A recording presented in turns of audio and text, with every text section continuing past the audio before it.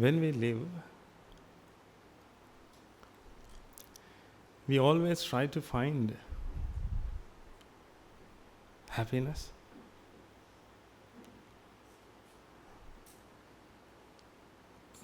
And try to find peace of mind. When we do that, we always try to change the world. We try to create something to make ourselves happy.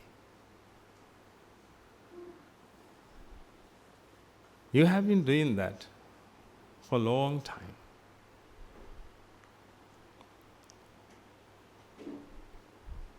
But still, we couldn't find the solution.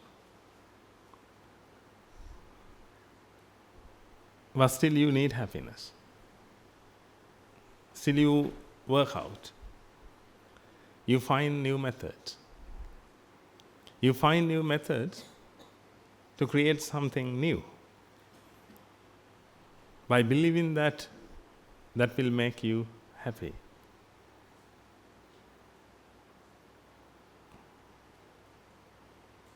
You try to eat different things to make yourself happy. At least you want to be, or you want to achieve, I don't know, but you try. You try to achieve something. You try to achieve something and sometimes you feel that you achieved, but still you do it. Try to understand what I'm saying. You want to achieve something and you work hard, and sometimes you feel that you achieved it, but still you achieve it, but still you are doing the same thing over and over again. And sometimes you feel that you achieved it again, but you can't stop. You will continue. And sometimes you want to achieve that you want. If something you want to achieve it. You have your own wantings. And when you have those wantings, you try to achieve your wantings. Therefore, actually, you are restless. Not you, but everyone. Not only you. Everyone faces the same situation.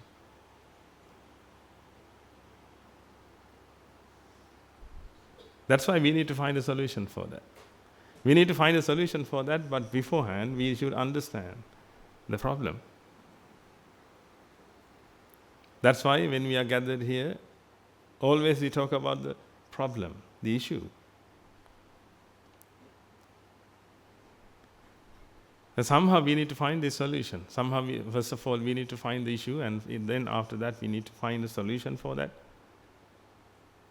Otherwise, doing the same thing over and over again and expecting a different result will make you a mad person. And your life will be useless finally. Actually, it has been useless. Perhaps you don't believe that. But I know, but I don't want to tell it. Then you will be angry. Because now, perhaps it has been 50 years, 60 years for some of you.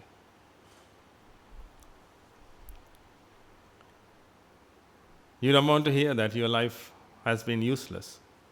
But that's what happened. Because you wanted to achieve something, but you are still achieving it. I'm pretty sure that you won't achieve it if you follow the same path.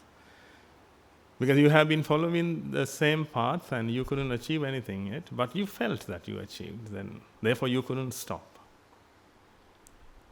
Because you felt that you achieved something. That means you achieved happiness. You achieved pleasure. Therefore, you thought that the path is correct. When you go to parties, then you thought that you can be happy. Happiness exists. Then you went over and over again. But still tomorrow perhaps you have another one. Yesterday you went to one. Somehow, time passes. Time passes and you get many experiences, and finally you will die. Then no one will talk about you after that, because most people think that you exist only in this world, and after that everything disappears suddenly. But people talk about modern science. When they talk about modern science, they can't talk about annihilation without any reason. But after death, everything will be gone. Nobody talks about that. People believe that, nothing. We don't have to care about the person who died. We need to only care about the person who lives. That's what happened. Therefore, everybody is focusing on their life, and they try and they die. That's it. That's what happened to your grandfather. You don't want to talk about that, I think. You saw his life. You experienced it. He earned, he acquired. He had a family, your mother or your father, grandkids, you, and finally he died. According to the theory, he must be working hard right now as well to achieve happiness or to achieve something. Something. I can't say it's happiness. Achieve something. You always try to achieve something because you have something in your mind that you feel that you need to achieve something. You need to achieve something. If I ask, what do you want to achieve? I think you don't have an answer for that. But you will say that I want to become a doctor. But I think that's not the expectation you have, but you don't have words to express that. I don't think anyone does. But you want to do something. Tomorrow? Why do you want to live tomorrow? Why do you wake up? Because you are awakened now. Why do you want to live? Because that's it is. That's the reason. That's the reason. Otherwise, this is useless. What did you get from that? That's a sound. That's an experience. It's useless. But if you have a wanting, of course, if you have a wanting, this is useful. Otherwise, tell me the use of this. What did you get? Nothing happened. Nothing happened, just an experience occurs. But if you don't want anything, like if you are not expecting of this, then actually this is useless. Look at this. Look at this color. It's useless. It doesn't have any meaning. It occurs. Or the mind manifests. That's it. The mind manifests. Actually, why do you live? Please don't commit suicide by listening to this sermon. But actually, why do you live? Just to experience this? And you are saying that your life is very useful? Look your life. By experiencing this color, then you think that your life is so useful. That's why I told you, ladies and gentlemen, this life is not useful. But you feel that this life is very useful because you have wanting, because of that you are vexed, and when you experience something, you come out of vexation, therefore you feel that doing something is useful.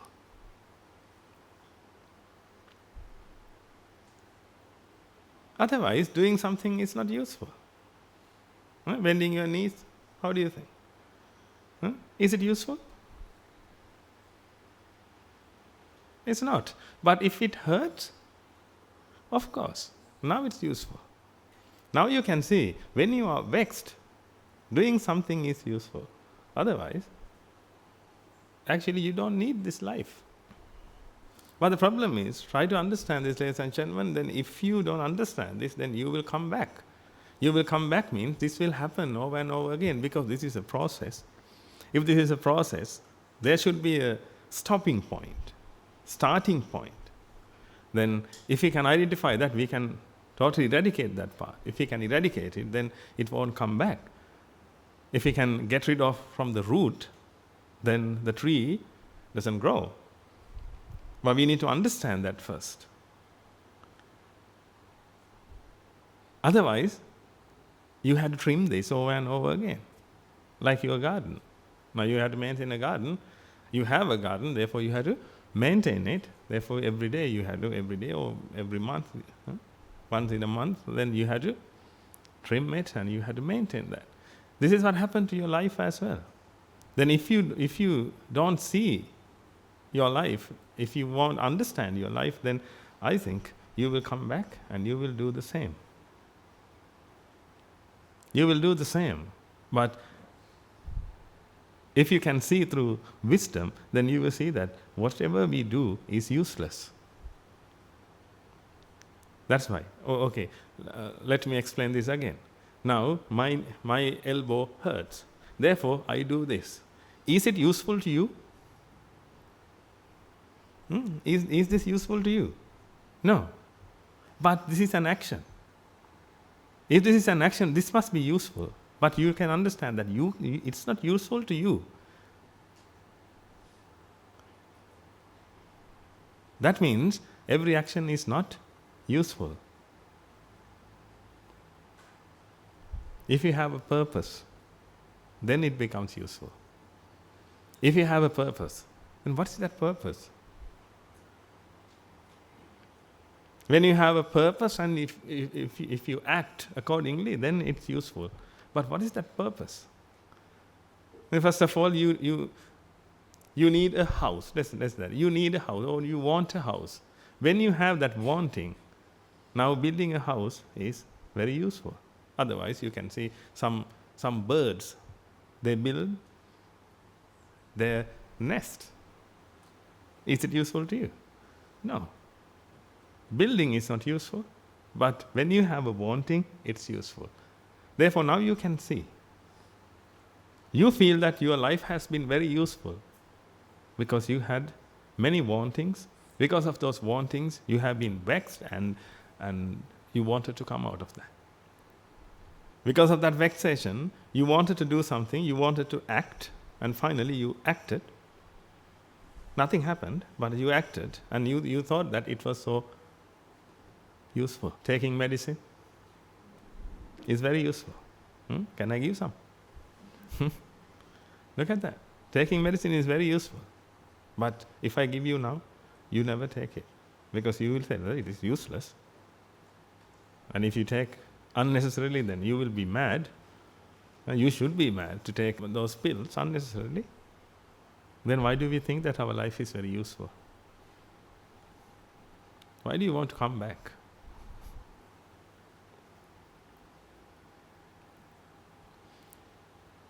Why can't you leave now?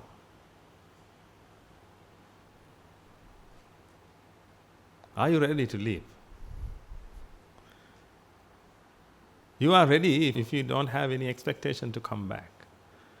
But if you have that expectation, then you can't leave as well. Therefore, nobody is ready to die. But we are going to prepare you, and you have to prepare yourself to die, because you definitely know that you will die. Prepare yourself for that.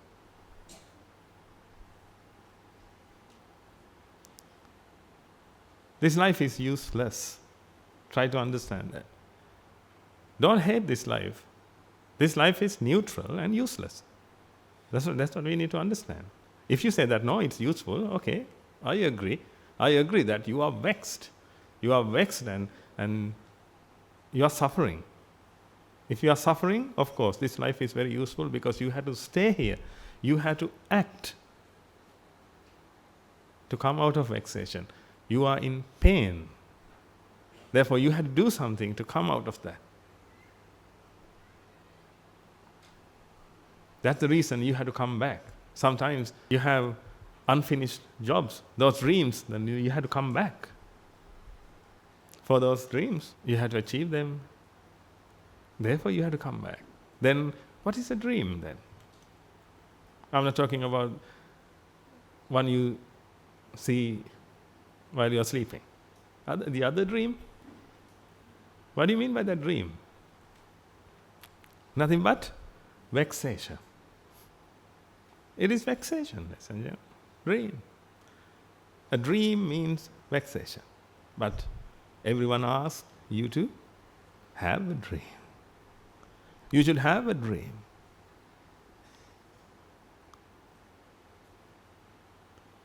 When you have a dream, of course, your life will be very useful. But I know that when I preach to you like this, nobody will listen to these sermons because your life is very useless. Who wants to listen to these things? Everybody wants to listen something positive. Something positive. This is completely negative. Don't you feel that? Your life is useless. Nobody wants to hear that. But let's understand the truth, ladies and gentlemen. You all are well educated. Don't let me fool you. When someone says that your life is very, very useful, then don't be fooled. It's not. Not only yours, everyone's. If your life is very useful, this must be very useful to you. I can prove that. I proved it. Is that useful? No. If it is not useful, then what about this then? Is this useful? Then what about the smell? Then what about the taste? What about the touch? What about the thought? Then do you really think that those things are very useful?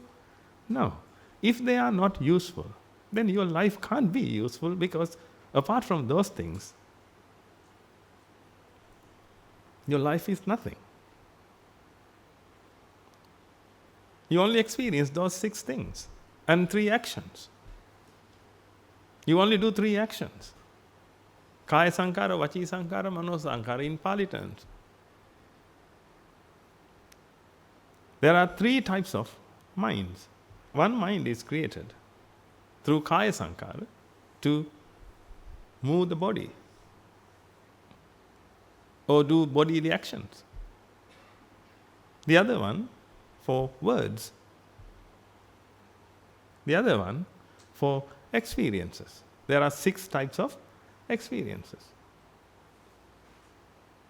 Apart from that, you haven't done anything.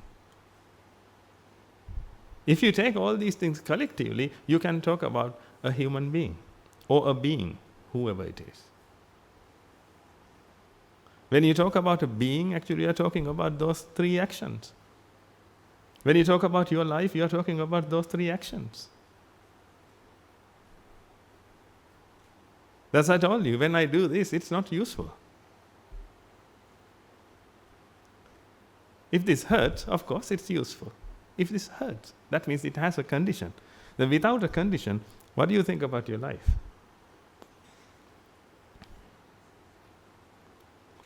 Then do you want to come back?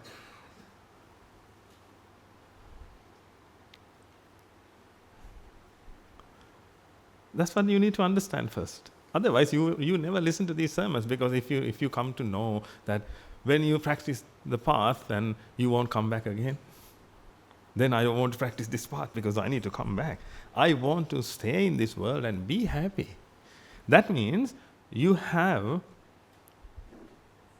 an illusional idea that happiness exists.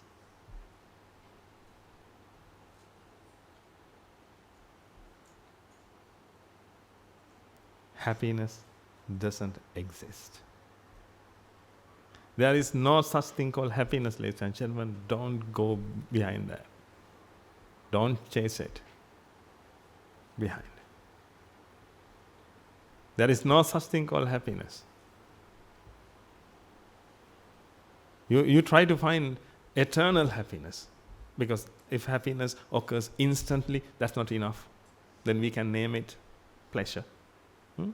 That's pleasure. Now you need happiness forever, eternal happiness. There is no such thing called eternal happiness or happiness. We are talking about pleasure when we talk about happiness. Otherwise, your life is very calm. Very calm means very neutral, essentially. It's very neutral. It's like this. It's very neutral. If you don't want this, whether it comes or not, that's okay.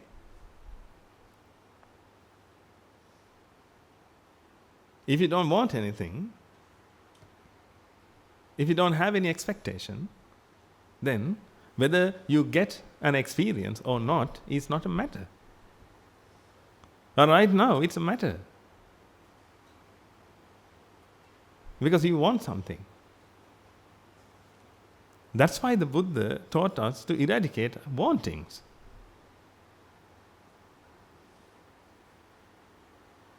We need to work out our salvation by eradicating our wantings. Therefore, please listen to these sermons to eradicate your wantings.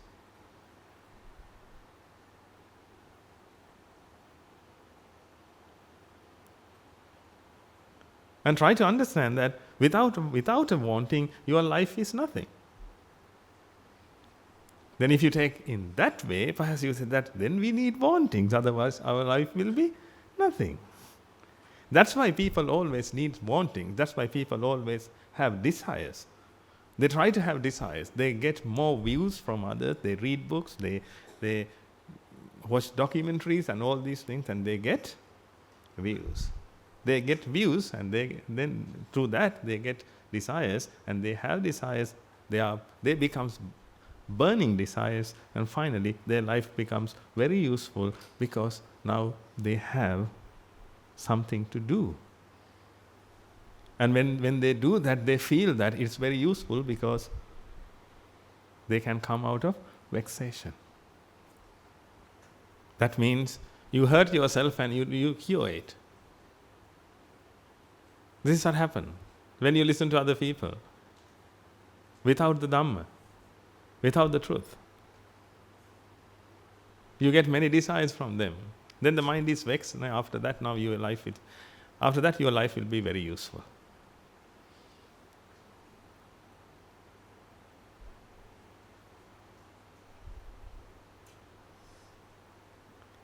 But I want you to think about an action. Walking. Think about that. Walking. Is it useful? Is it useful and meaningful?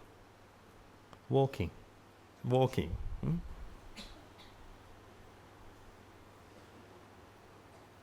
It's an action. Without thinking other things, take that action and think about it. Is it useful? Is it meaningful? No. You can understand that. These are the actions we do every day.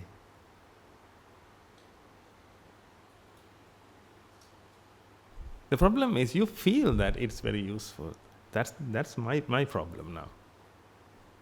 I want you to understand the truth. Let's walk, that's fine. Let's walk, let's do whatever we need. But we should do something useful and meaningful. If it is not meaningful, don't do that. And the other thing is, if you have to do it over and over again, then you have to think about that. We have to find a method, at least, to stop that. Can you imagine how long have you been doing this? And for how long have you been doing this? This is unfathomable.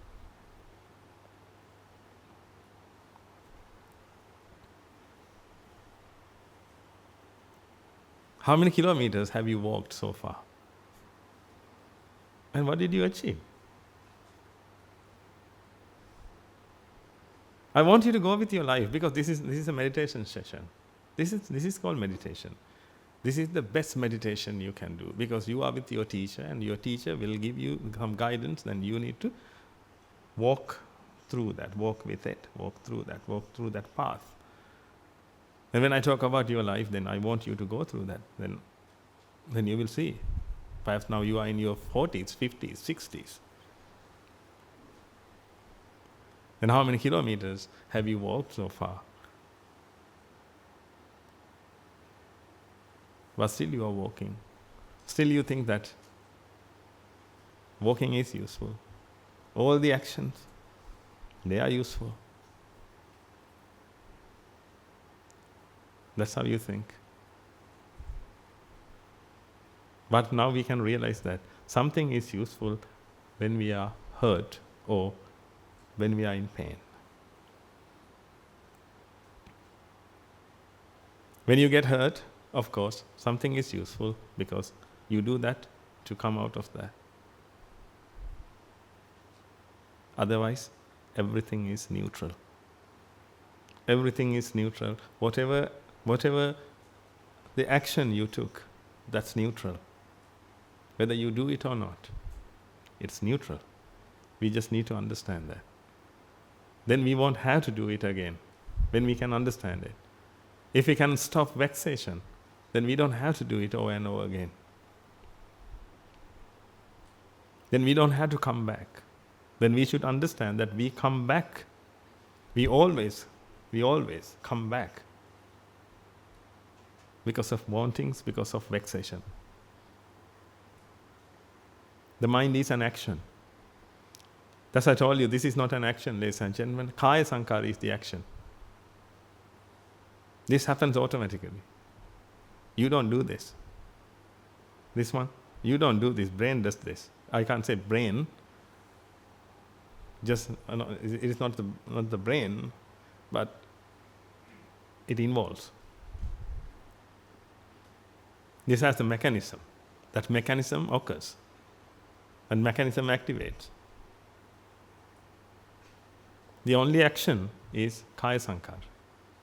That means the mind is formed, the mind is created. That mind becomes the message. When that message is sent to the brain, this happens. Therefore, this is not the action.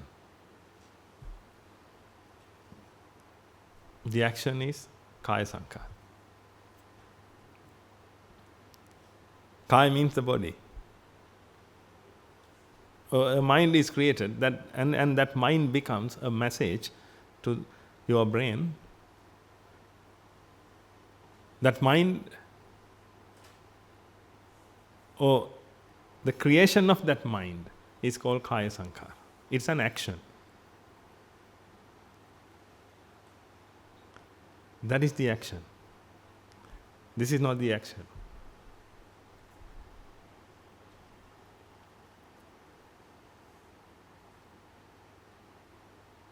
That action occurs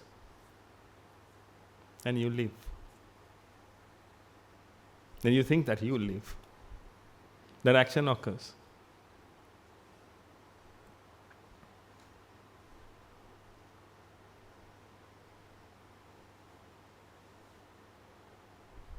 And it doesn't have any meaning. It occurs.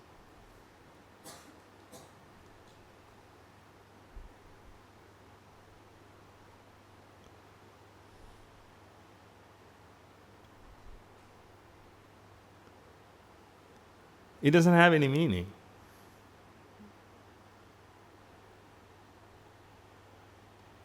But that action occurs. And it happens over and over again. Then you feel that you live. You feel that you walk and you act. Every time what happened was Kaya Sankara occurred.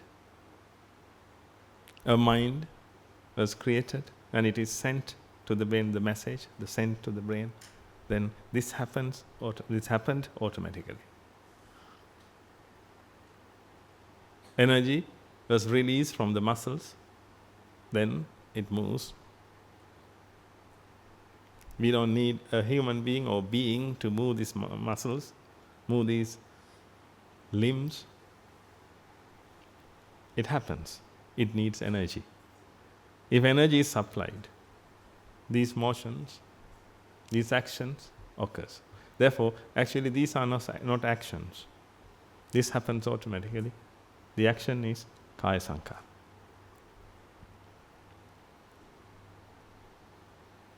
Therefore, when we talk about actions, then we need to talk about kaya sankhara, vachi sankhara, and mano sankhara. These are the three actions we do. We do means these are the three actions that occurs involving with the mind. Therefore, if you talk about yourself, you have to talk about only those three things. That's why the Buddha said, Shuddha Sankhara Punjoya. This is only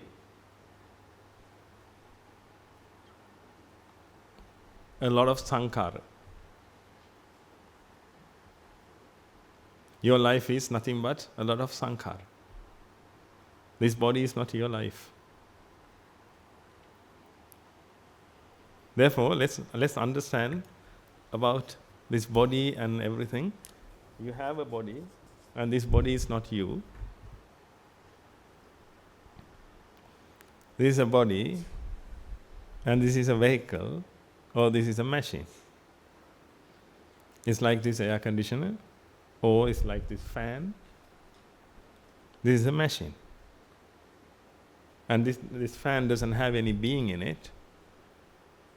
It happens automatically. Whatever the actions, these are not actions. That's why we can't say that, oh, it acts. You don't say that. Because it happens automatically. Because it has a mechanism. When it has a mechanism, when the energy is supplied, then it acts or it moves accordingly. Likewise, this body is also moved accordingly. A message should be sent to the brain. That's the first thing. After that, energy is released from various places and these things moves. This is the body. Then this body is not you. But the problem is when you see your face, when you see your body, then you think that that's you. Therefore, when someone says that you are so ugly, I can't see your face as well. When I say that, when someone says you are so ugly, by looking at your face, then you should be okay with that. Then if I say that you are so ugly, it doesn't matter to you. But when I look at your face and say you are so ugly, then it feels, because you strongly believe that this is you. Sometimes your body is shorter, sometimes your body is taller, thinner. I can't say the other word. Because it hurts. It hurts because you strongly believe that this body is you. Now try to understand that this body is not you, ladies and gentlemen. This body is just a vehicle or just a machine. Let's find out about yourself then. Then we have the other one. The other one is the mind. This is the body, the other one is the mind. That is very important. Because the mind is very important. Because of the mind, experience occurs. Whatever the experience you have received or you have experienced so far. I can't say you have experienced, actually. Experiences occur. That's how it is. You haven't experienced anything because there is no such thing called you. Experience occurs. Now, when I show this, then the blue color is created. That is an experience. That experience occurs. But you feel that you experienced it.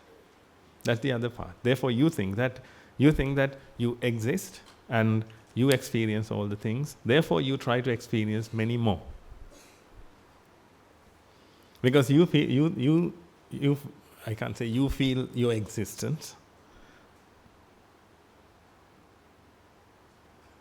When I say you feel your existence, it's wrong.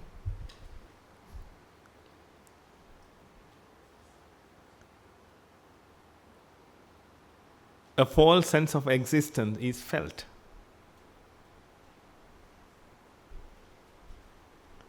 That is completely false. When I say false, if you want, you can take it as that is imaginary. That's a feeling. That's a perception. That's not a being. That's not something fixed. It's a feeling. It's a perception. It's a thought.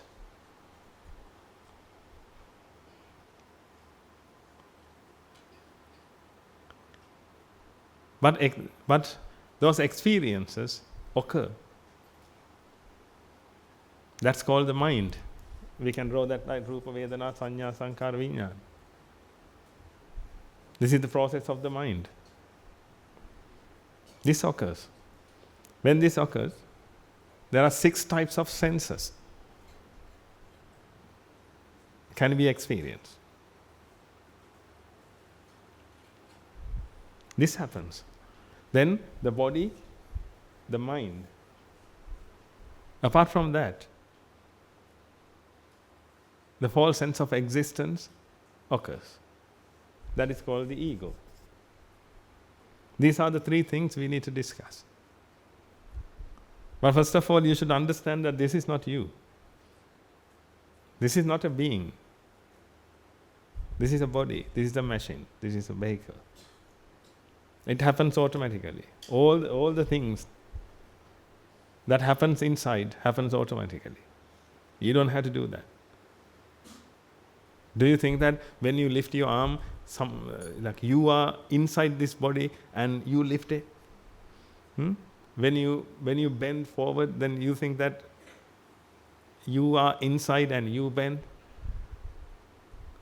Then when your arm, when one of your arms is amputated, what happened to you? Then that goes to you and you do that, but you don't have that arm, but you still do this? No. No one is there. No one is there. And if you study biology, actually you should understand that if you study biology, you know it.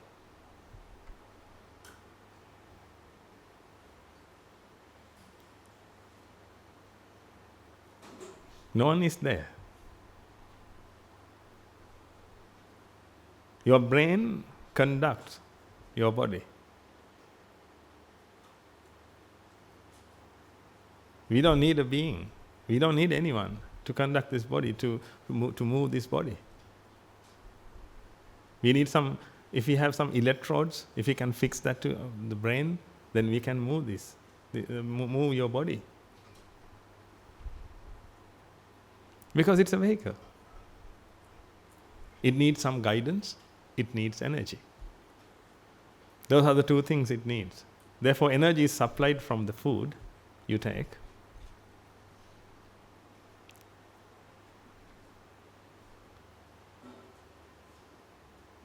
And the mind, which is the mind that is created through Kaya Sankara, be the signal. That is the signal. Then when it is a signal, then it has guidance as well as energy. Therefore, this body moves. Therefore, this is not you. I want you to understand this thoroughly. That's it. Let's understand it. This is not you. Then we will come to the mind. The mind is an experience. That's it. The mind is an experience. Color. As you all know, colors are not in the world. Colors are not in this pen. This color is not in this pen. The color is created in your mind. When the color is created and perceived, that is called the mind. That is the process of the mind. Then it is a process and it is an experience. That experience occurs. That's called the mind. Then still you can't find yourself. And the other thing is, actions occur. Kaya Sankara, that is the action. This is not the action. Actions occur. Kaya Sankara and Vachi Sankara. Here, words are created. All the notations are created, are formed, and finally it comes as a vibration. Then the sound is created in your mind. In your mind means through the vibration, the mind is created and experience occurs. In order to happen an experience,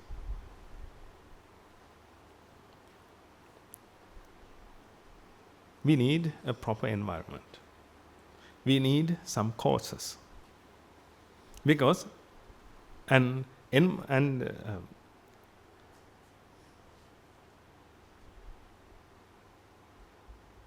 It's an incident. An experience is an incident.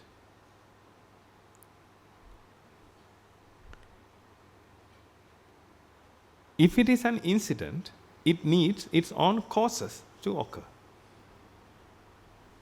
Therefore, if the mind is created, that means if a color is perceived, that's the total process. If a color is perceived, it's an incident.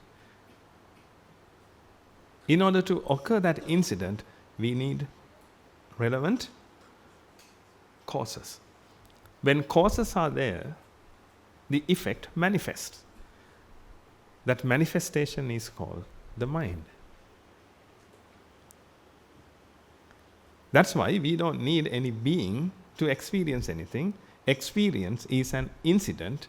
We don't need any being to make an incident. Incidents occur. A fruit is falling. It's an incident. Two cars meet an accident. It's also an incident. I dropped this one, not I. The pen is dropped. This is an incident. We don't need any being to do these things. Incidents occur due to its causes. Therefore, this rupa is created, which means when you see this, blue color manifests. When blue color manifests, it's an incident. It has its own causes. When it has its own causes, it manifests. It's like fire. Fire manifests due to its causes, not because of you, not because of a being. It doesn't have any being in it to create a fire. Fire is created. It has its main causes. When all the causes are ready, when all the causes come together, that manifestation occurs. This is how it is. This is how the world runs. This is how the mind manifests. Therefore, this incident occurs without a being. We don't need a being for this incident.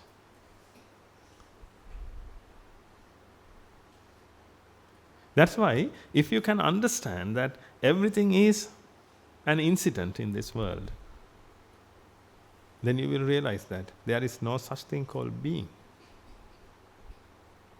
This is an incident. This is not a being. This is an incident. When I say this is an incident, perhaps you won't take it. This is an incident. This is plastic. Plastic is an incident. This is iron. Iron is an incident. Everything is alive. Everything is an incident. Everything is alive. I think last week we were discussing about that. Everything is alive. Everything is an incident. Rupa is an incident. This color. Rupa means this color, or this sound, or a taste, or a touch. That is an incident. That incident occurs due to its causes. When causes are there, whether a being is there or not, Rupa is created. And this notification occurs. Vedana means notification. When a Rupa is created, when a color is created, you can see. You can see means, not you can see actually, that seeing occurs. First of all, this must be created, because this is not here. Don't think that you are looking at this. The color is here and you are looking at this. That's not how it happens. Color is not here.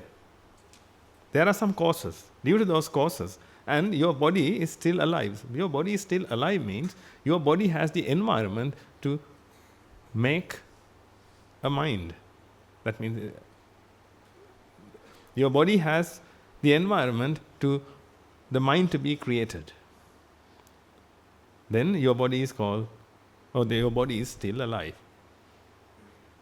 If that environment is not there, that means if your body can't be a cause to the mind, or the creation of the mind, then you are called dead.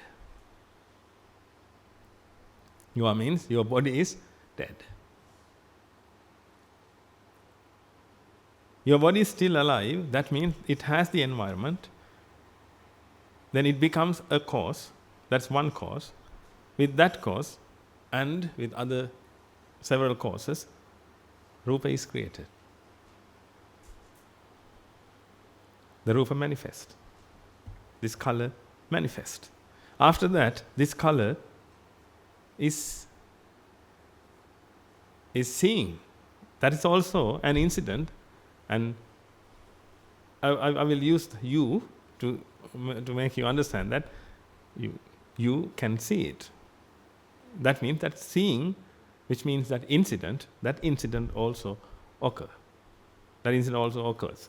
Now here you can see Rupa is an incident, Vedana is an incident. This Vedana is the notification. When the Rupa is created, when the color is created, you can see it. That seeing is Vedana. After that, you can identify it as a color. I'm pretty sure that you won't identify this as sound. Is this a sound? No. Then you can identify this. You can identify this means this sanya occurs, which means identification occurs through that. It's a color.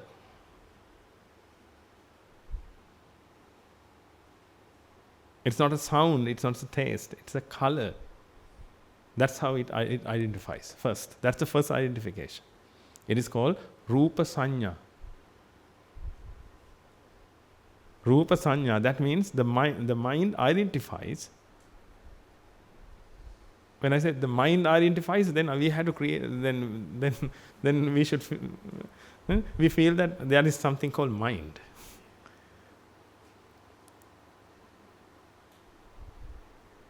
I want you to understand that there is no such thing called mind as well. This is a process. You can't name them as a fixed object or as a fixed entity. This is a process. Then when sanya occurs, this sanya means identification or recognition.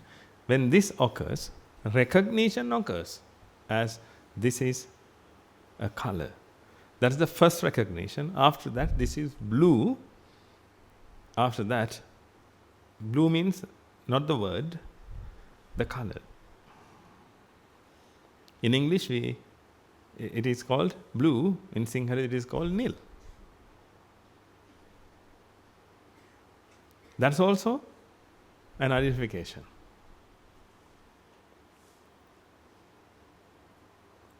Then the identification occurs. After that, perception occurs. Now, in order to occur perception, it has its own causes. When it has its own causes, it occurs. When it has this sankhara, this is called mano sankhara actually. When it comes to this process, this is called mano sankhara. Mano sankhara creates the mind.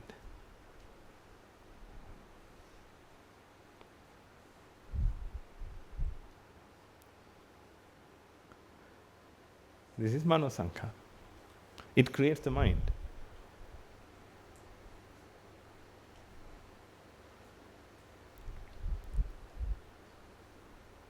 This is the action that occurs all the time.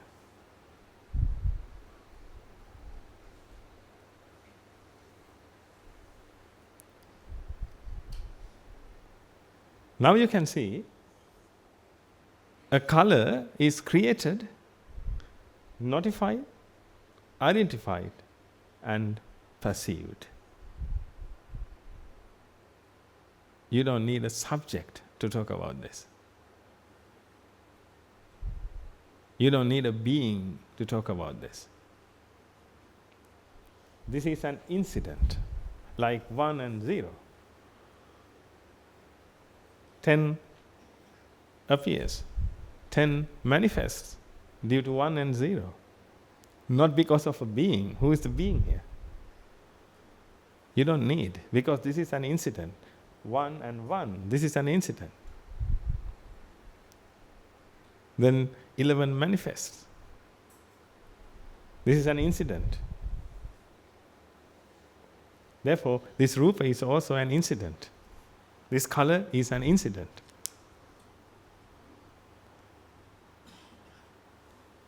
If it is an incident, we don't need a being. Therefore, now you can't find a being here.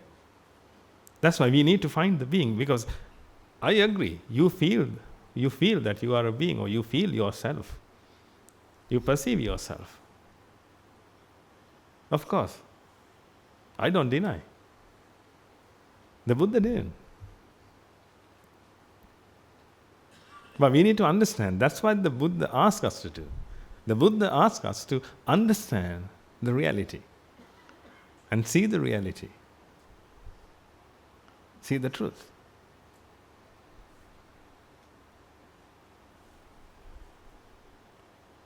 Then you can't find yourself here, because you don't need yourself. You don't have to put yourself here to create these things. These things are created. These things are created due to its causes. This plastic is created due to its causes. This iron is created due to its causes. This universe is created due to its causes. Every action occurs due to its causes. It's raining due to its causes. You don't have to go and make a rain. It's raining, yes. It's an event. It's an action. It has its own causes. Due to those causes, it happens. That's the effect. That's the incident. Whatever you talk about, this camera, this fan, this body, this table, this water, it's an incident. A water molecule is an incident. I want you to understand that. If you learn modern science, please go through it. Then you will realize that it's an incident. It's alive and it's an incident. It has its own energy in it, own forces in it. Due to those forces, a water molecule manifests. If you take all forces out, which means all energy out, then it doesn't manifest. Then you can't experience water. Therefore, it's a manifestation. If you take a piece of glass, then it's also a manifestation. These flowers, it's a manifestation. Everything is made up of atoms, electrons, protons, neutrons. And in between them, they have energy. If you take those energy, it doesn't manifest anymore. Now you can see everything manifests due to its causes. Please go through them. Always you associate with all these things. You have hair, go through it. Take one strand. Okay, then look at it. Apply the Dhamma. Then you will realize that it is alive. Even it is broken. Even it is not connected to your skull. It's alive. It shares energy because it is made up of electrons, protons, neutrons, and electrons are made up of energy. There's nothing but energy. An electron cloud is an cloud of energy. A cloud of energy. It's alive. That means it's an action. It's an incident. It needs its own causes to manifest something. We don't need a being. To run this body, you don't need a being. To run this universe, you don't need a being. This universe exists not because of beings, because of causes.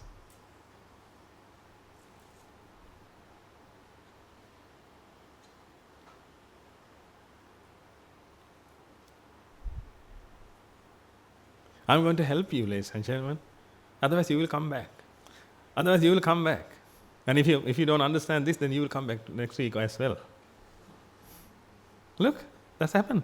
If you don't understand fully, and if you won't attain Nibbana today, then you will come back. And you will do over and over again, and one day you will die and you will come back.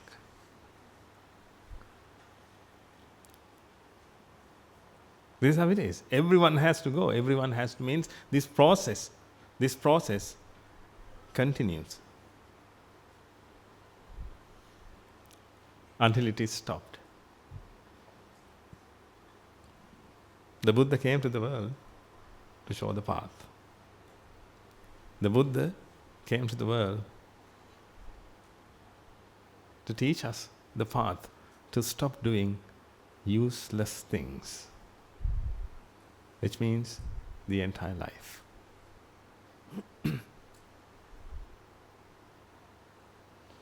But when I say your life is useless, don't show a sad face. Don't make a sad face. Oh yes, our life is very useless. I don't want to attain Nibbana even. No. You should be happy. You should be over the moon. When you realize that this life is useless, when this life is useless, you should be able to stop this.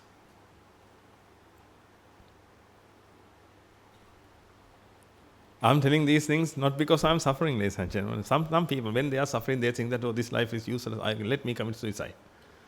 I'm not talking about that.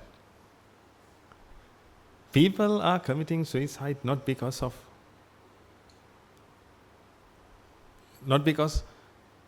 the understanding of the life. What they do is they want a different life. They don't like this life. They hate this life. They hate these incidents. When you are happy, you don't want to commit suicide, I think.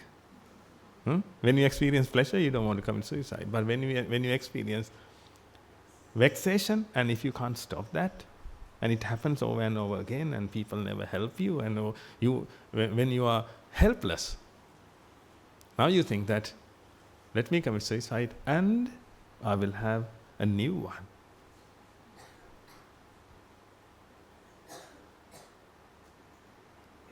That's why people commit suicide.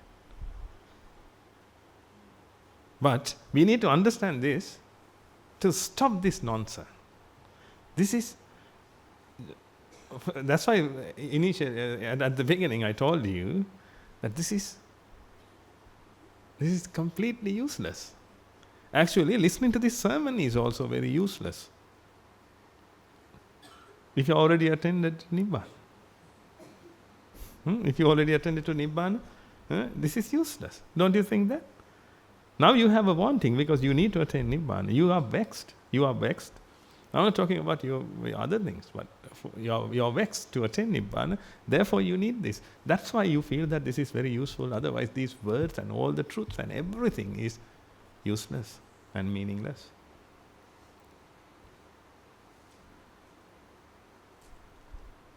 Now you can see, because of the ego, you need all these things. You want all these things. You have to make all the actions because of this ego. Because of this ego, you feel the false sense of existence. When you feel that, now you feel that whatever you do is very useful, and you do it, you continue it. It happens only because of this. Now you can see, this is not responsible for anything.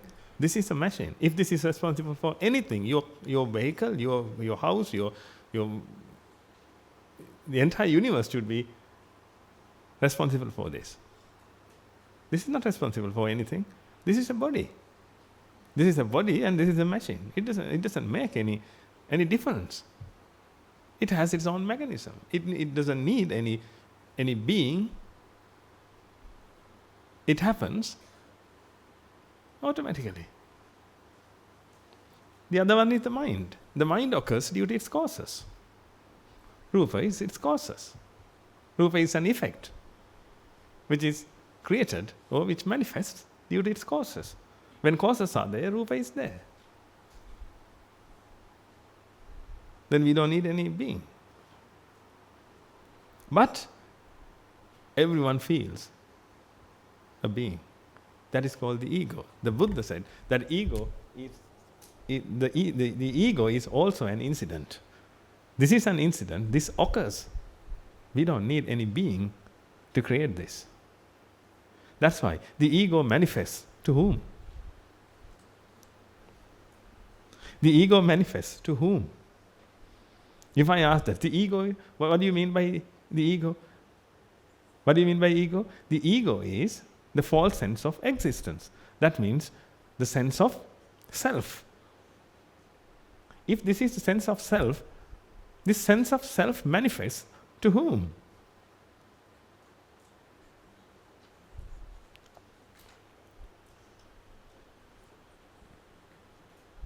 If it is only a false sense, just try to understand that. And it manifests, okay, to whom? Who experiences it?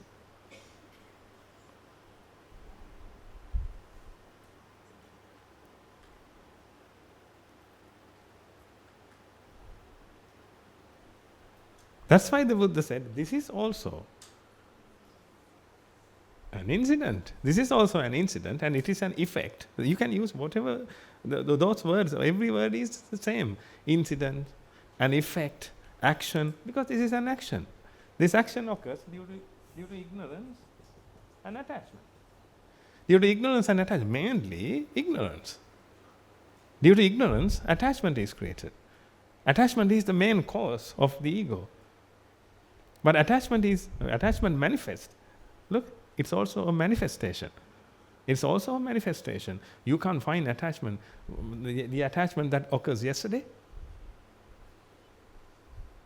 The attachment that occurred yesterday can't be found. It manifests right now. That's why I told you, this is an action. This attachment is an action. The ego is an action. Rupa is an action. This vijnana, which means perception, is an action. Everything is an action. This pen is an action, and this cube is an action. This body is an action. The universe is an action. It occurs right now. It occurs right now due to its own causes. It has different causes, and when causes are ready, an effect manifests. Therefore, this ego is a manifestation, and attachment is also the same. It's an action, it's a manifestation. Attachment manifests due to ignorance. That's why we need to understand the truth. We need to follow the truth. When we follow the truth, when we go through over and over again, then we will realize the truth. When we realize the truth, that's salvation. That's salvation. When you realize the truth, you will become the truth. When you become the truth, you won't feel yourself anymore. Because that sense of that self, that's wrong. That's false. You never believe this, ladies and gentlemen, because of this ego which manifests each time. Because of this, you have been suffering. You have been suffering and you have been doing useless things. Until you eradicate, until this is eradicated fully, you will do these useless things, like listen to this sermon. No, I can't just say that going to a party is useless and coming to a sermon is useful. No. Everything is useless in this world. But please don't take negatively. This is the greatest truth. Everything is useless in this world.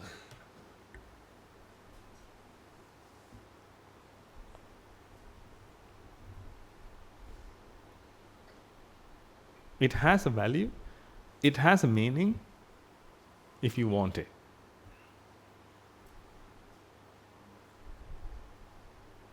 When you are satisfied, you don't need food. Eating is useless. when you're satisfied. You can go through anything. When you realize that everything is useless, even the Dhamma, finally, it's useless.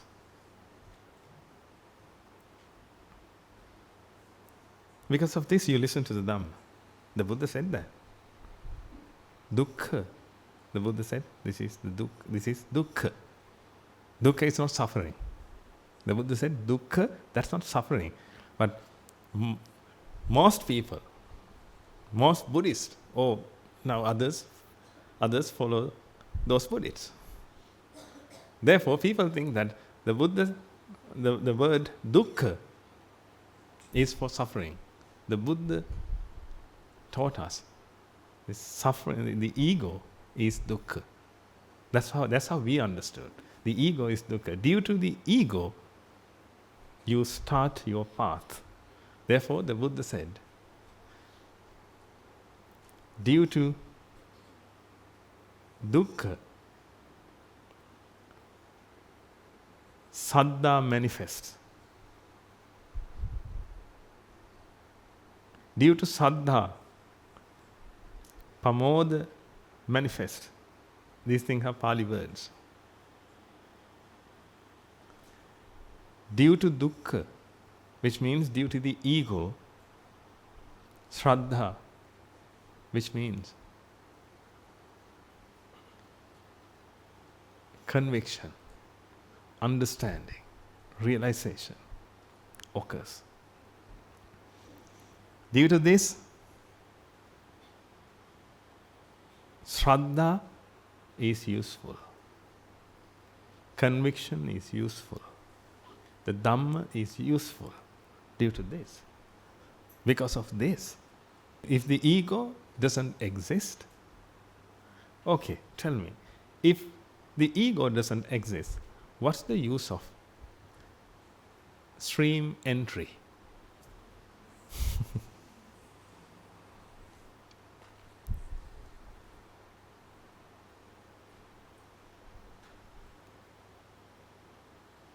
And enlightenment, finally, that also becomes useless. Therefore, now you suffer due to the ego. When the ego is eradicated fully, actually, at that time you will realize that the entire universe is useless. You will realize it fully. Today, you will know it and you will disagree, perhaps. You will disagree with me, but practice the path, then you will experience it. This world is useless. Entire thing.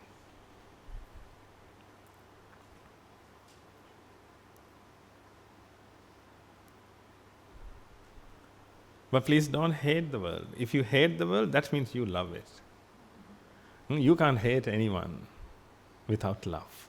Not love, actually, without wanting. I don't like to use the word love with people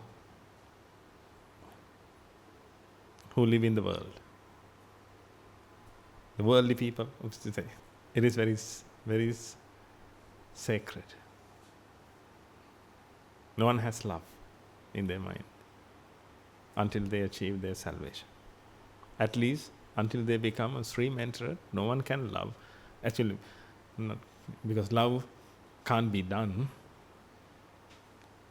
Love can't be done. It should be in your heart, which means your mind. You can't hate people. Therefore, please don't hate life. Don't hate the world. Don't hate the universe. This universe is useless and don't hate it. I'm not saying that. Did I say that this universe is useless? I hate this universe. No, I didn't say that. With a smile, I said, this world is useless. I don't have an issue with that. I don't want it to be useful. And I don't want it to be useless either. Whatever it is, so be it.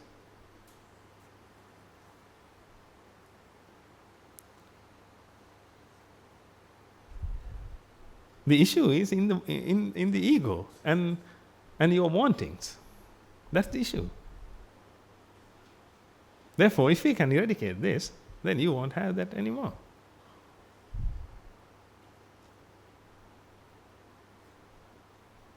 Now, however, you can see the ego manifests due to attachment and ignorance. Now you can see then this is also a manifestation. If this is also a manifestation, this manifests due to its causes.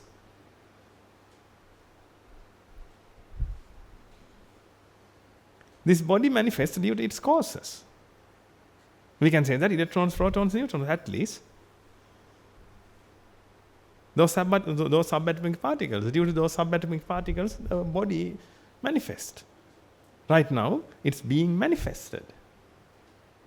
It happens right now. Don't ever think that now it has been there. No, it manifests right now. It is alive, it's manifest. Then it has its own causes. Due to those causes, the body manifests. Due to its own causes, this Rupa, Vedana, Sanya, Sankara, Vijnana, those 5 steps, those 5 aggregates manifest. And the ego manifests due to its own causes. And attachment manifests due to its own causes. And ignorance manifests due to its own causes.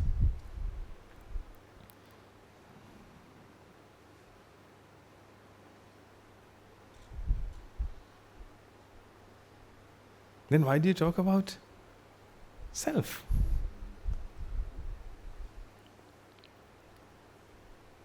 That fixed entity? We always talk about a fixed entity. That's self. I. Always we talk about that. I.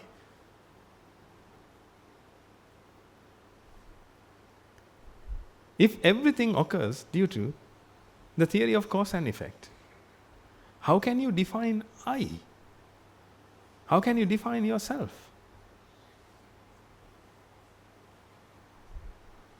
What is the cause? What are the causes?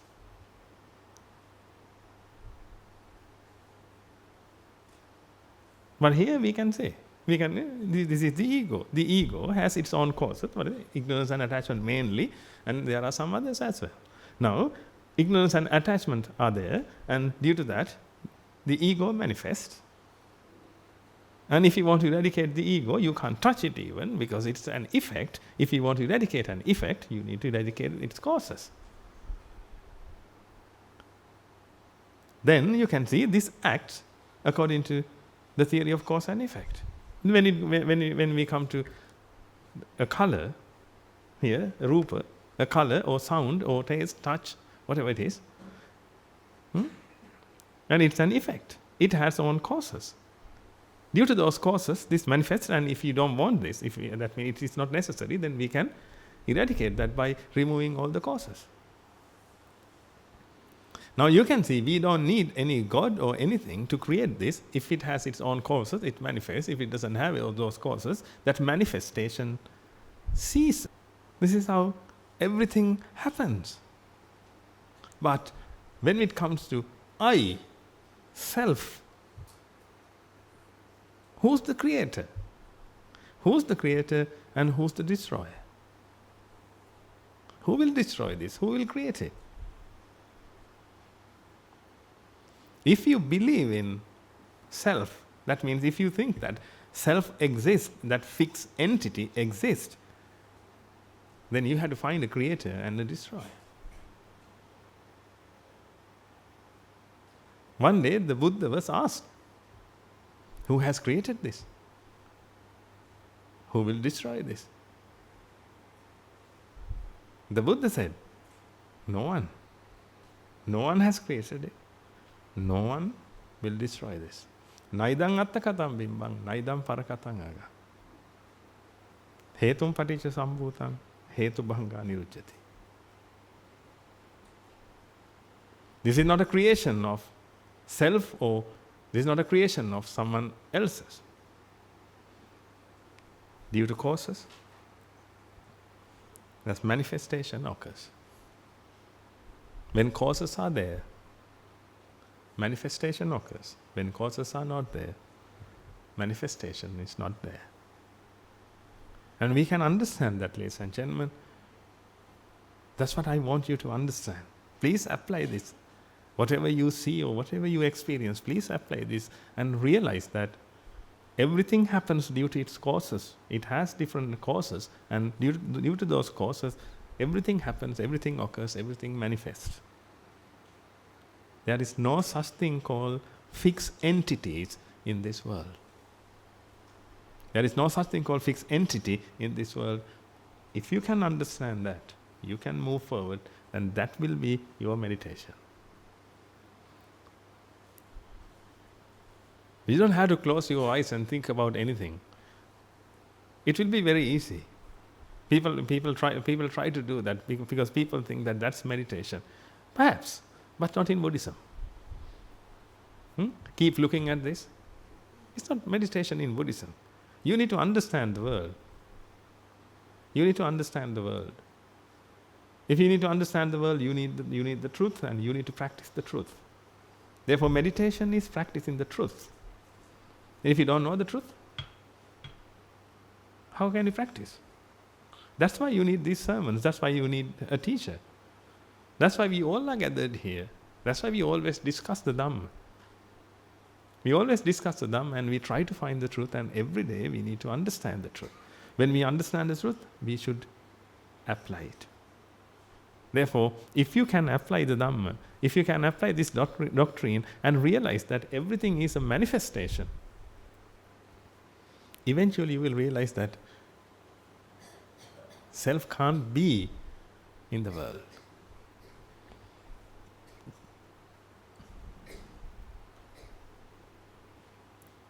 Self can't exist.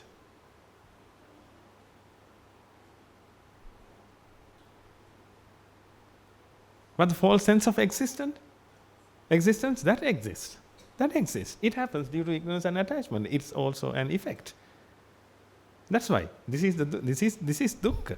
Then if we know dukkha, then you should be over the moon and you should dance, which is useless again.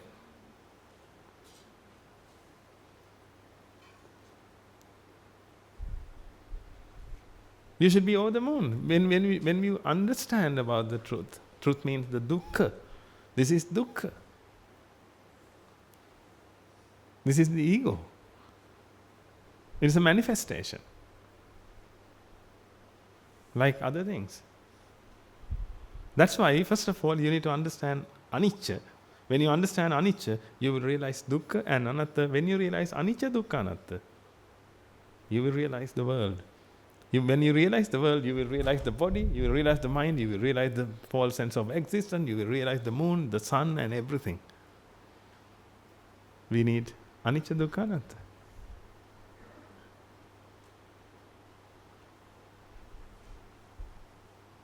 Hetum paticca sambhutang hetu bhanga nirujjati. Due to causes, everything manifests. Causes are not there, that manifestation ceases. If you can understand that part, you can apply it to everything.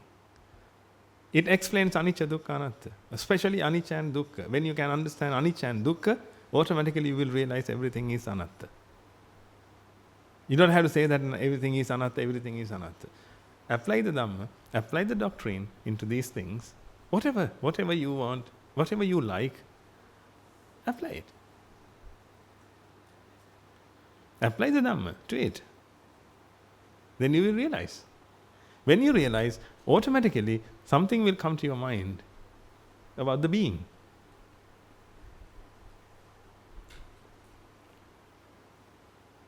Therefore, when we talk about the universe, we can talk about all these three things, not only two things. This is also in the universe, because you can feel it, which means this is also an experience. Like sometimes you feel that you are so foolish. Don't you feel that? Don't you? You felt it. Did you feel that before? Yes. Likewise, this is also a feeling. This is also a thought. That thought came to your mind. Oh, I was so foolish. That doesn't mean that you are a fool. Am I correct? Sometimes you felt that you were a donkey. You felt that. That was a thought. That thought came to your mind. That thought came to your mind that you are a donkey, but you are not. Here, a thought comes to your mind. That thought says about your existence. It's a thought, but it comes every time. It comes when the mind manifests. If the mind is ignorant, then this thought comes. You can't avoid it. You can't means it can't be avoided. It comes. Because it has its own causes all the time. If it has own causes, it comes. It manifests. Fire manifests if it has own causes, even though your baby is in it. If your baby you love with your life, but if the baby is in the house and all the causes are there, fire manifests. I know you don't like it because your baby is in there. Huh? Your baby is in house. But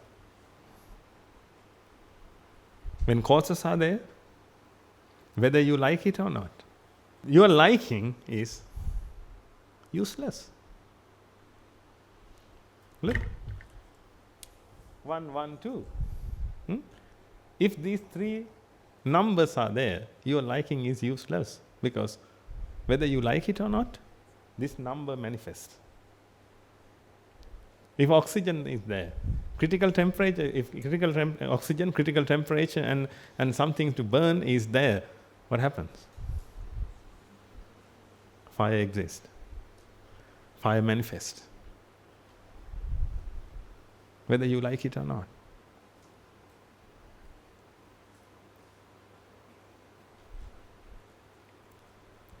Therefore, we only need causes, ladies and gentlemen, to run the world, run the universe. Therefore, due to causes, universe exists.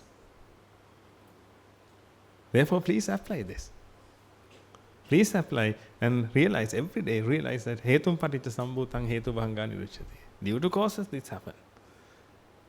And try to understand that everything is a manifestation and everything is an event, incident.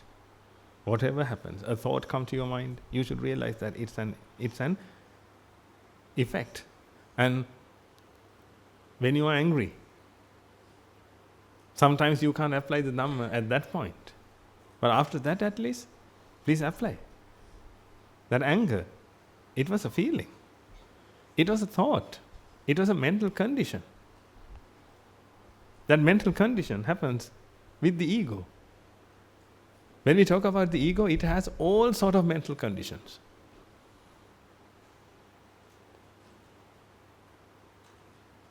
Anger, jealousy, everything. Everything is there. Inferiority complex. All these things. That's in the ego. Therefore, when you are angry, at least later, you should go through it. And you should understand that it was a manifestation. That manifestation occurs due to ignorance and attachment. Due to its causes.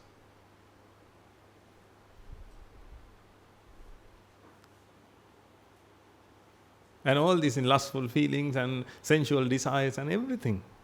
Everything. Everything occurs due to causes. And when you keep practicing this, finally you will realize that everything happens due to causes.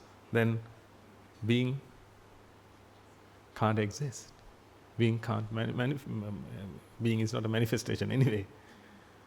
Because it's a fixed entity. That's how we feel. That's why that doesn't exist.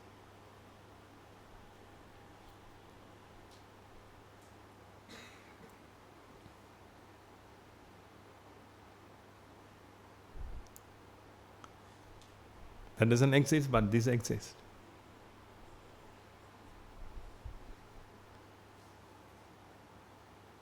This exists. Because of this, you have wantings.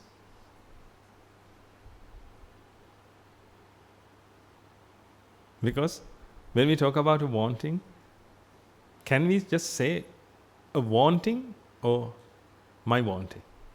How do you say? If you say a wanting, does it have a meaning? Does it have a meaning? A wanting? No. If you talk about a wanting, you have to talk about I. I have a wanting, or that's my wanting.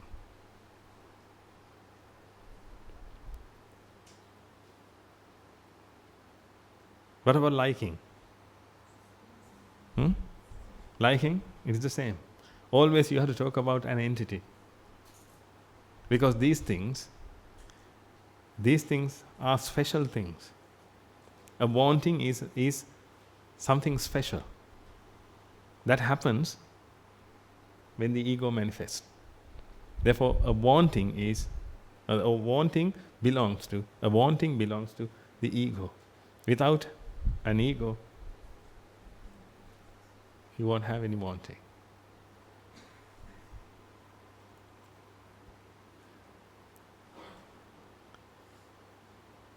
You can say, I want, I like.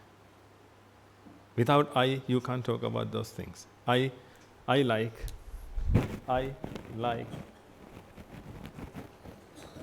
I like something. I like something. We can't just say that like something. I like something. That means this becomes very special because this becomes special. Try to understand that as well. When the ego is created, this becomes special. Therefore, if something is special to you, understand that that's not nature, that's the ego. If something is special, the Buddha said, this is jati and this is jati dhamma.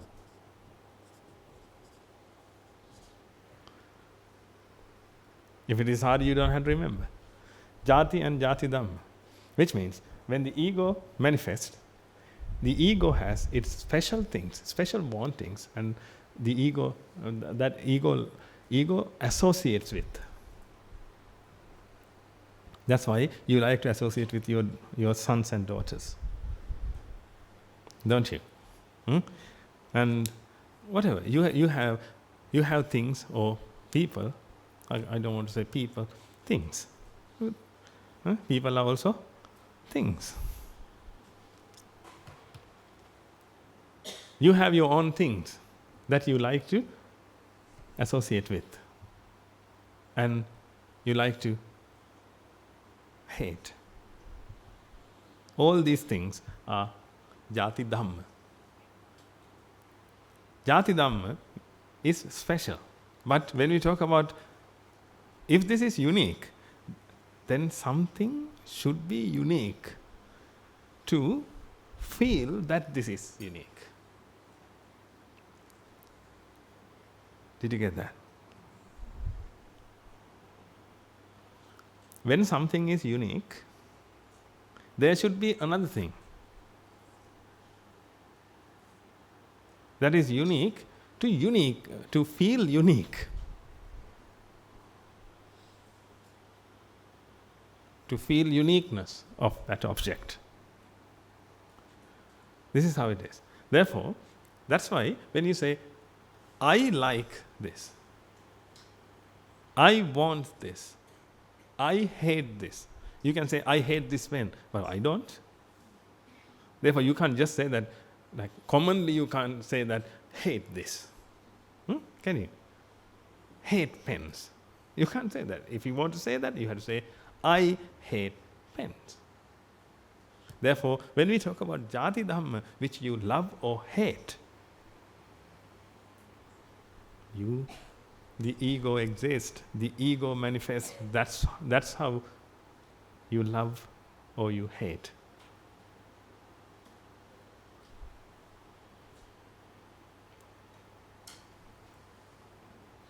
That's why you have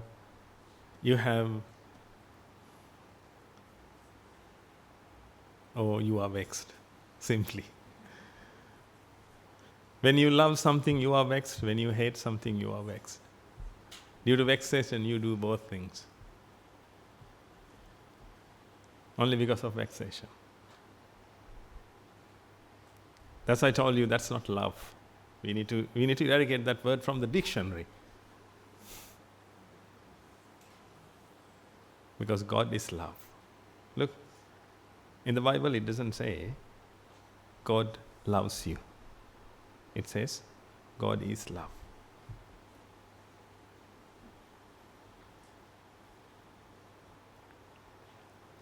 Because love can't be done. That's not an action. It's a mental condition.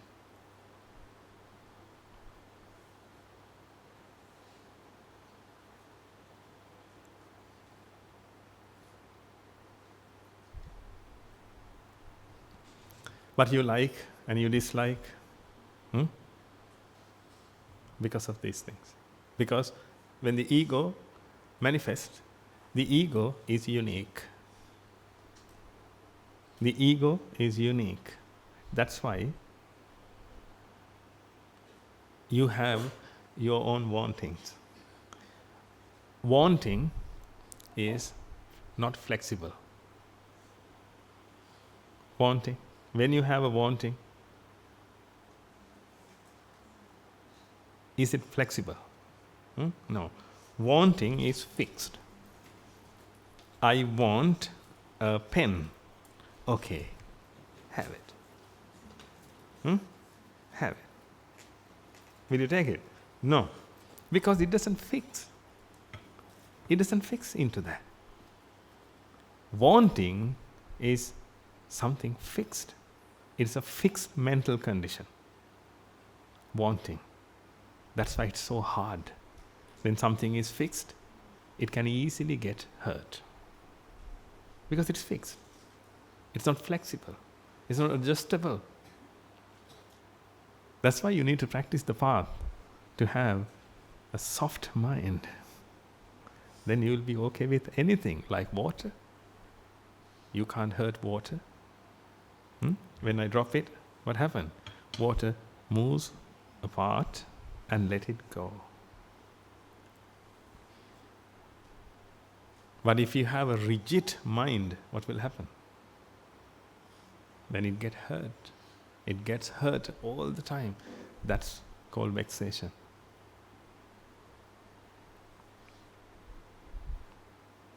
That's called vexation, ladies and gentlemen. That's why due to the wanting, the mind is vexed. And the wanting is fixed. That means a wanting manifests with the ego. Because the ego is also fixed. What about you? Are you fixed or flexible? I'm not talking about your thoughts or something. I'm talking about you. Can you be someone or are you fixed?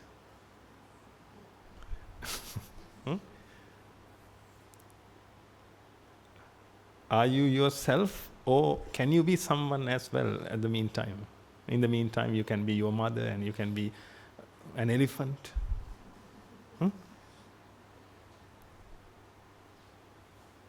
No, you can't. You are fixed. This is you. From your childhood, it has been you. No one was there. Yeah? In grade 5, were you there or someone else's? Someone else. You were there. When you got married? Someone or you? You. That's how it is. Therefore, you are fixed. The ego. You are fixed and wantings are fixed. These fixed things are created due to ignorance. Because if the mind thinks that, or if the mind has views that everything is fixed and special, that's called ignorance. Because nothing is fixed, nothing is special in this world. Nothing is fixed. Everything is a manifestation. If everything is a manifestation, how can it be fixed? It's a manifestation. This plastic is not fixed, even though it's plastic. We use those words. But this is not fixed. If I take all the bonds between carbon, hydrogen, oxygen, nitrogen atoms, then this will just become air. This is not fixed. If I apply heat, this will melt. This will melt means all the molecules will move apart. That's called melting. It's not magic. Because this is active, this is alive, and when energy is applied, it makes changes.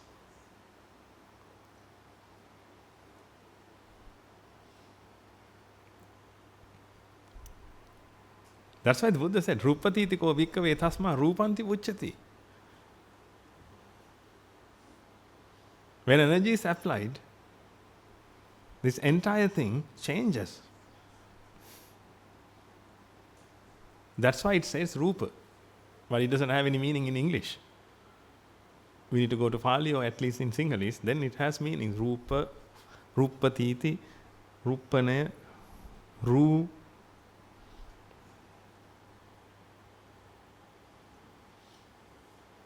Ru means moving in Sinhalese. That's why it's called room petta. Can you remember room petta? Room petta. It's like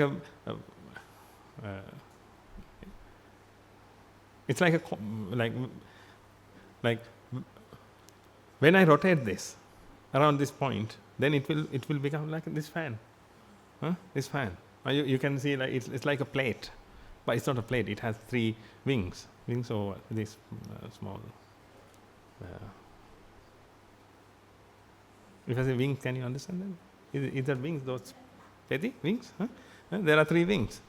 Only 3 wings, and these things only 3 wings. But when it is ru, in Sinhalese ru, and it's ru, what happens? It makes like a coin or like flat something. That's why it says Rupatiti.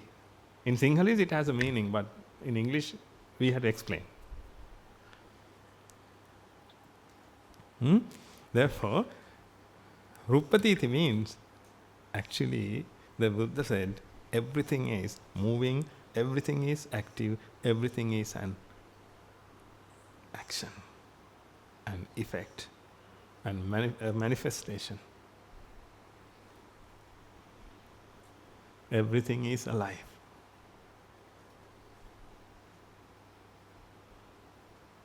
Therefore, if energy is applied into this, what will happen? Energy changes occur. That's why it melts.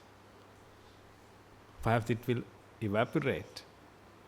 It will evaporate, which means those molecules will move even apart.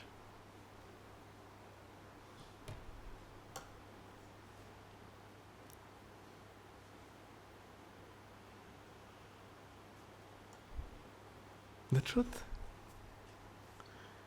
Then nothing is fixed. Nothing is fixed. If nothing is fixed, nothing is special. If everything is made up of electrons, protons, neutrons, how can you say that this is special and this is also these two are 2 different things? Both of them are the same. It has different structure. That's the only thing. It has a different structure. Due to structure, you can experience many things, but due to structure.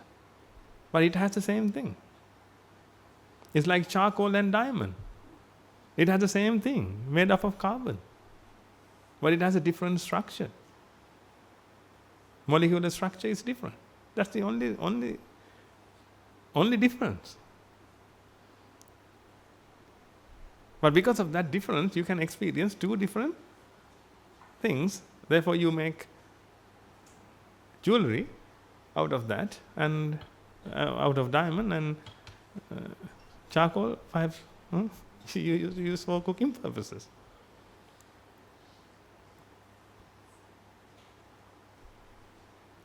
It's carbon. Everything is the same. Nothing is special. Then if nothing is special, what about your kids?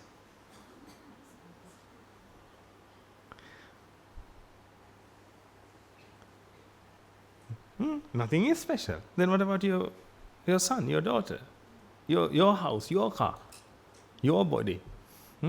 Now you can see your body is special. How?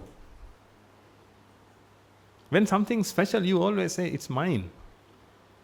It's mine, my body, my. Because you feel so special. Special means, I'm not saying that it is made up of gold. I don't think so. Do you feel that? Or do you believe that? No. But special means it's unique and it's different to others. That's how you feel. I like it. I like this.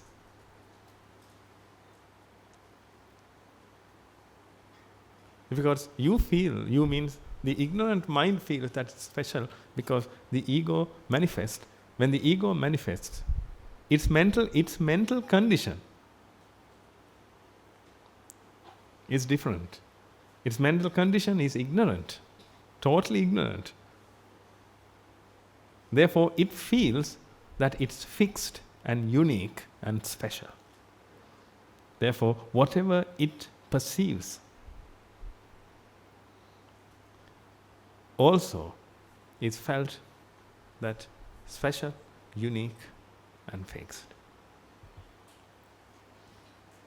Therefore, when you perceive or when you associate with your kids, they are special. That's why the Buddha said, when you associate with your kids, look, when you associate with your kids, that means the ego associates with ego's kids. That ego's kids are jati dhamma. This jati, which means the ego, jati, I will use this word, jati would like to associate with jati dhamma. That's why you always associate with jati dhamma. You always associate with this body. You always associate with all the things that you have been associating with. Those are jati dhamma. But when you understand the dhamma, which means when you understand the doctrine, the truth, and when you eradicate ignorance and attachment, the ego won't manifest anymore. That means jati dhamma won't manifest anymore. Again, jati dhamma, when it comes to jati dhamma is created in your mind. Your son is not jati dhamma, not a jati dhamma. Your son is not a jati dhamma, but in your mind, that thing. Is that okay when I say thing to your son?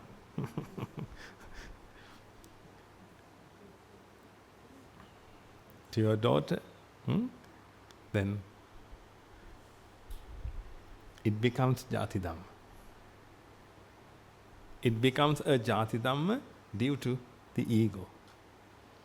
When the ego manifests, that thing becomes jati dhamma.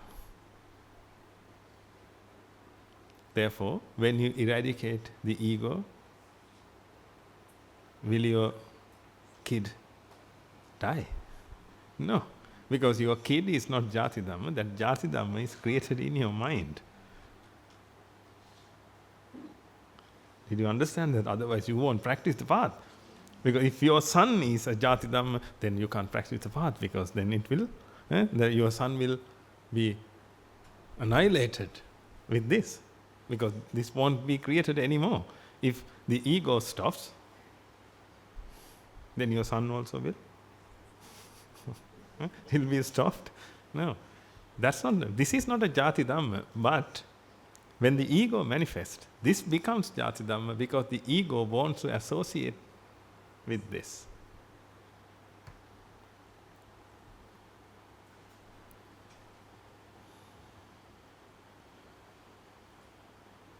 Then the ego will hate or the ego will love.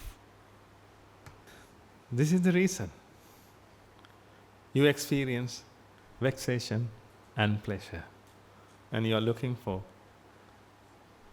eternal happiness. That is the biggest illusion. But you know that if you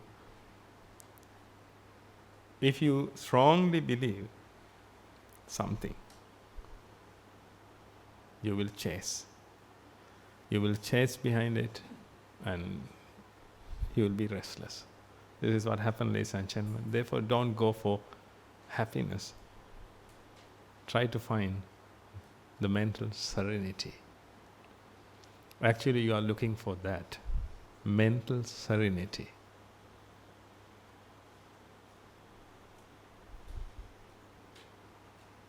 Originally, your mind is so serene.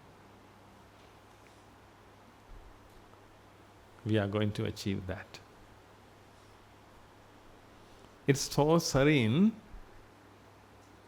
therefore, everything that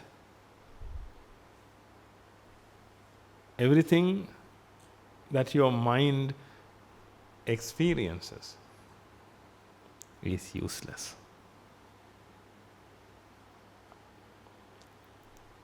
Let me repeat it. Your mind originally, naturally, is serene. It's serene.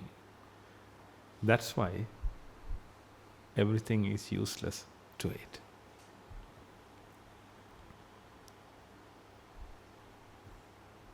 When you have a calm mindset, you are very calm right now. What song do you want? That's how it is.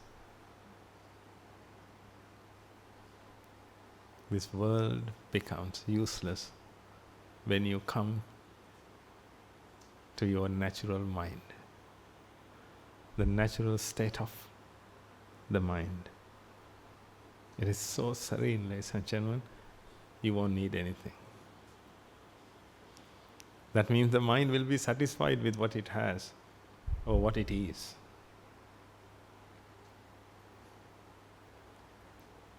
Because it is not fixed. It doesn't have any expectation. It lives in the present. When I say the present, it is the moment of Pachupan. Pachupan means when causes, or when the theory of cause and effect can be applied. That moment is called Pachupan. When causes are there, an effect manifests. That entire moment is called Pachupan, the Buddha's word. Pachupan. That is not the present. Present is time. The Buddha said, the talk about timelessness. That means time can't be applied. This is Pachupan, the moment of Pachupan. When causes are there and effect manifest, it doesn't happen in the present because there is no such thing called the present. The present exists when the ego exists. Because if you want to talk about the ego, or if you want to talk about yourself, you have to talk about these 3 times. Because you have been fixed throughout these 3 times. In the past, who was there? In the past, you were there. In the present, you are, and you will be in the future. Therefore, if you want to fix yourself, you need to use these 3 times. That's why the ego likes these 3 times. Therefore, these 3 times are illusional and one of the best, or 3 of the best, Jati Dhammas.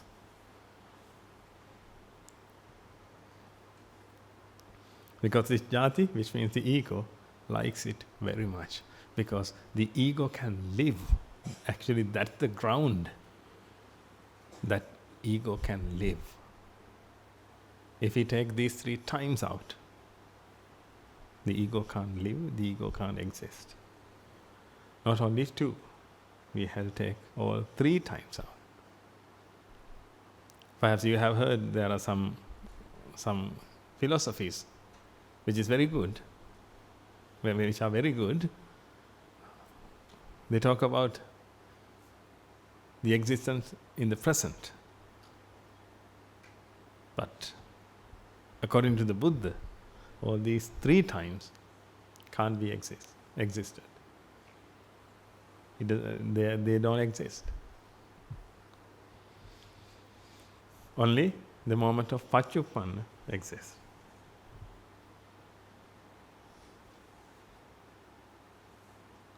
If you talk about the present, then you are talking about the present to keep yourself alive. Because you are talking about yourself, what you are doing right now. But when causes are there, something occurs, then you can't use the present for that. Try to understand that.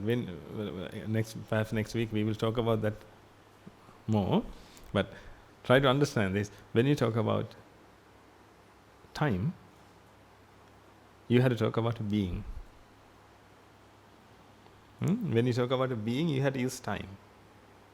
What are you doing? That is the present. What are you doing? I am doing this. That's the present. I am doing this. But if something manifests, we don't have to talk about the time, we have to talk about the causes.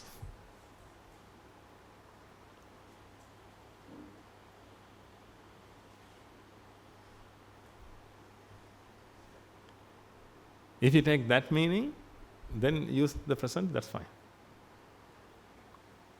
Otherwise, the present that you exist, don't take it. It's a jati dhamma. The ego creates it.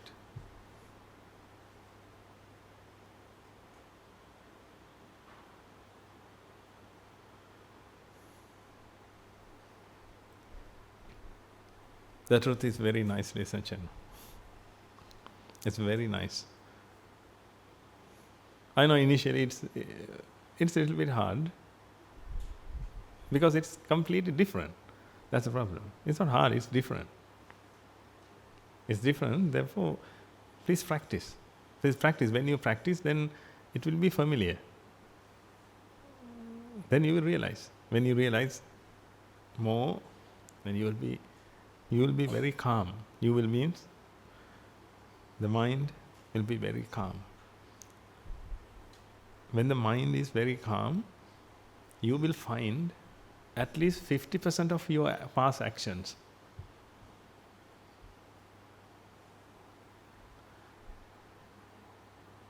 that are useless. You won't do it anymore. Look, there are some actions you won't do it, no? There are some actions you won't do it, yeah? In your childhood, you played with small cars. Do you do that now? No, now you play with big cars. But not small cars. Now you totally stop that because you know that it is useless. When you realize the Dhamma, you will stop more actions by realizing that they are useless. That's why I told you, then when you come to realization completely, what happens? Then everything will be useless and you won't do them. You won't do them unless it is necessary. To help someone or to protect the body.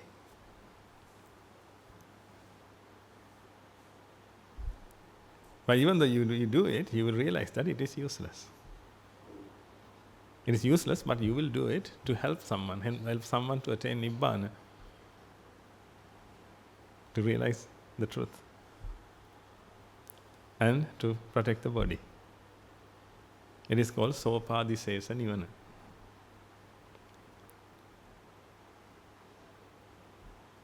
When you become an Arahant, you achieved Sopadisesa Nivana. Sopadisesa Nibbana.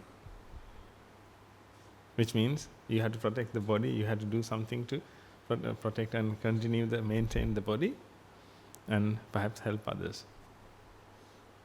And finally, you will die, which means you will pass into Parinibbana. After that, nothing will remain. Maintenance will be over.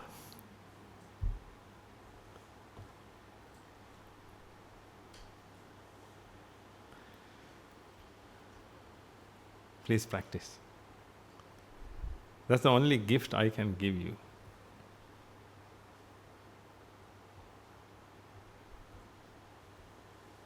And this is the greatest gift that I can give you. But it will come with the practice. Therefore, understand the Dhamma and put into practice. And every week, you will get Dhamma in Sinhalese, now in our monastery we have 25 languages. And we will preach. And every week you will get something. But you need to put it into practice.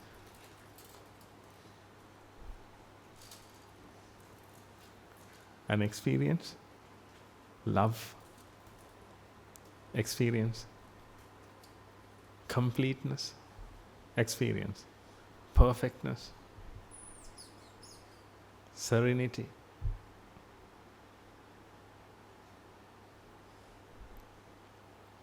and uselessness. I'll see you next week. May the blessings of the Noble Sri Falshem be with you all.